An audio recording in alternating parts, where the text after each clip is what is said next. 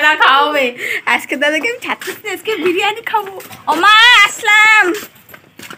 আজকে দাদার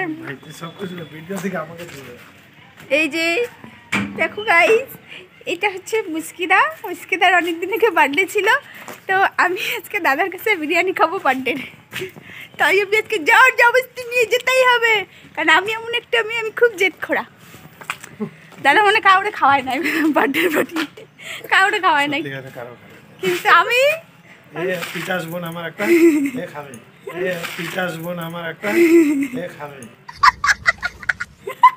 চলে যাই খাই আসি।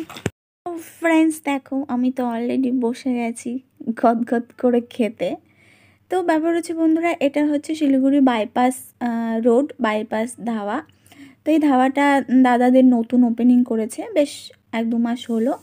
তো আমি এর আগে একদিনও যাইনি, দাদাকে কয়েকবার বলেছিলাম যে আমাদের সব ভাগ্নি বোন বাচ্চা কাচ্চা সবাইকে নিয়ে পার্টি দিতে। তো যাই হোক, আজকে দাদাকে অনেকদিন পরে দেখলাম।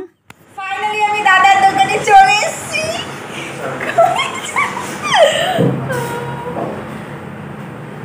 না এখনো জিতি নাই, যতক্ষণ না খাবো ততক্ষণ বলবো না যে আমি জিততে।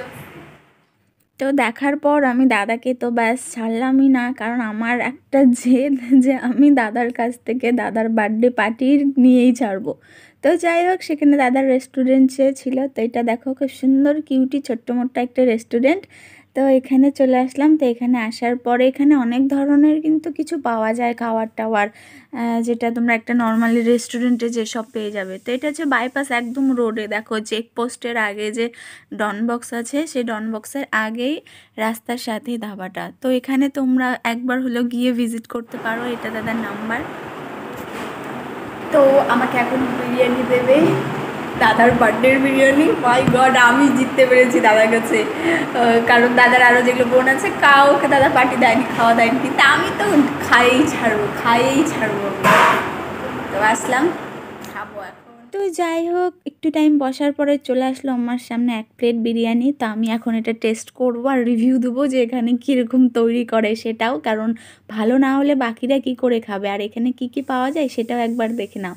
দেখো, ইয়াম্মি ফ্রাইড রাইস, তারপরে মাটন কষা with tandoori, fry momo, boil momo, মাছ ফ্রাইস, তারপরে পকোড়া, তারপরে চিকেন পকোড়া, এত ইয়াম্মি। তারপরে লাস্টে আমি তো অনেক কিছু খেলাম, বিরিয়ানি খেলাম, তারপরে তন্দুরি আর চিকেন কষা খেলাম, মাঝখানে চিকেন শ্যাকা যেটা হয় সেটাও খেয়ে টেস্ট করে দেখেছিলাম, বাট সেটা ফটো তুলতে ভুলে গেছিলাম। তো যাই হোক বন্ধুরা, এটা দাদাদের রেস্টুরেন্ট, তোমরা একবার হলেও ভিজিট করো, টেস্ট করে দেখো এখানকার খাবার দাবার।